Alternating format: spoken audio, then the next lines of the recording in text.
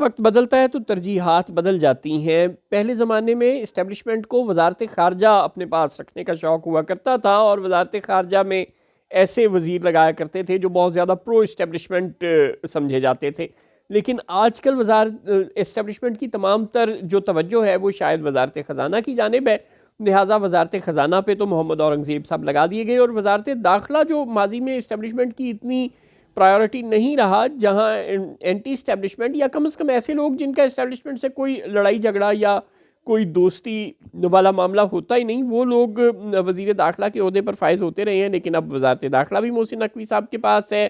اور وزارت خزانہ بھی محمد اورنگزیب صاحب کے پاس ہے، یعنی کہ اسٹیبلشمنٹ کے پاس ہے۔ ہاں، وزارت خارجہ اب اسحاق ڈار صاحب کے پاس ہے، جو کہ اپیرنٹلی اسٹیبلشمنٹ کو کچھ زیادہ پسند نہیں ہے۔ ماضی میں اسحاق ڈار کی ہمیشہ اسٹیبلشمنٹ سے گاڑی چھنتی رہی ہے، اچھے تعلقات رہے ہیں۔ وہ نواز شریف اور اسٹیبلشمنٹ کے درمیان چھوٹے موٹے پل یا پلی کا کردار ضرور ادا کرتے رہے۔ مطلب پل تو نواز شریف اور اسٹیبلشمنٹ کے درمیان یا میاں شریف رہے یا چودھری شجاعت رہے، اور پھر ان کے بعد بیگم کلثوم نواز اللہ غریق رحمت کرے، وہ بھی میڈییشن کرواتی رہیں۔ پرویز مشرف کے زمانے میں انہوں نے کہا کہ میں اپنے شوہر کو جیل سے نکال کر لے جاؤں گی، اور وہ واقعی لے گئی تھیں۔ اور پھر ہم نے دیکھا کہ چودھری نثار اور شہباز شریف خاص طور پر ہمیشہ نواز شریف اور اسٹیبلشمنٹ کے درمیان پل کا کردار ادا کرتے رہے۔ البتہ ایک چھوٹی موٹی پلی اسحاق ڈار بھی کہیں نہ کہیں رہے۔ وہ ہر سال جی ایچ کیو جایا کرتے تھے جب وہ وزیر خزانہ ہوا کرتے تھے، وہاں سے بجٹ کی منظوری لینے، اور خاص طور پہ فوج سے متعلق بجٹ کی منظوری لینے بھی بالعموم اور بالخصوص بلا شبہ پورے بجٹ کی منظوری لینے جایا کرتے تھے۔ تو تعلقات تو ان کے اچھے ہی رہے ہیں، لیکن اب جب کہ آئی ایم ایف کے ساتھ انہوں نے بھنڈ مارا تھا اپنے پچھلے آخری ٹینیور میں ایز منسٹر فار فائنانس، تو اس کے بعد سے وہ اسٹیبلشمنٹ کو کوئی زیادہ اس گڈ بکس میں نہیں ہے۔ اور اب یہ ہو رہا ہے کہ ہم نے دیکھا کہ ملائیشیا کے جو 2 قیدی تھے گوانتانامو بے میں، غالباً کوئی 1 دہائی سے بھی زائد عرصے سے، وہ امریکہ نے چھوڑ دیے، یعنی کہ گوانتانامو بے کی جیل سے وہ ملائیشیا کی جیل میں منتقل کر دیے گئے، اور 17 سال سے بغیر کسی الزام کے جو کینیا کا باشندہ قید تھا گوانتانامو بے کی جیل میں،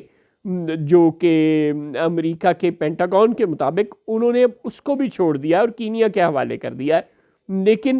ڈاکٹر عافیہ صدیقی جو کہ 15-16 سال سے امریکہ کی قید میں ہے، یا شاید اس سے بھی زائد عرصے سے امریکہ کی قید میں ہے، اور ہماری حکومتیں متعدد بار اس سے مبینہ طور پر یہ درخواست کر چکی ہیں کہ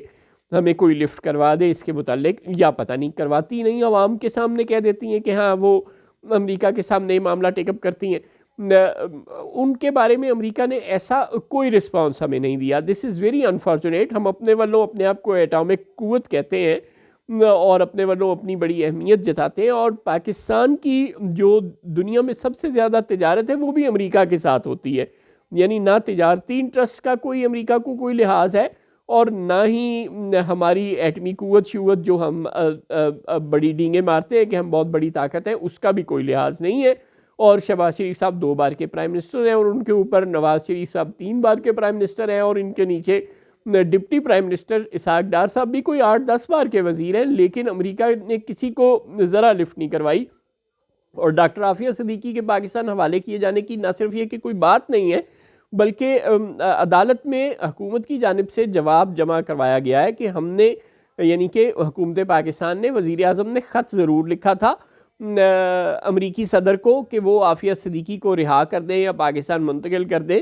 لیکن انہوں نے کوئی جواب ہی دینا مناسب نہیں سمجھا غضب خدا کا۔ کینیا کے قیدی کو انہوں نے چھوڑ دیا، ملائیشیا کے 2 قیدیوں کو انہوں نے چھوڑ دیا، یعنی کہ ان کے ممالک میں منتقل کر دیا، لیکن ڈاکٹر عافیہ کو پاکستان منتقل کرنے یا نہ کرنا تو دور کی بات، انہوں نے ہمارے وزیر اعظم کے خط کا امریکہ کے صدر نے جواب ہی دینا مناسب نہیں سمجھا۔ تو یہ اوقات ہے ہماری ملک کی، اور یہ اوقات ہے ہمارے وزیر خارجہ اسحاق ڈار صاحب کی۔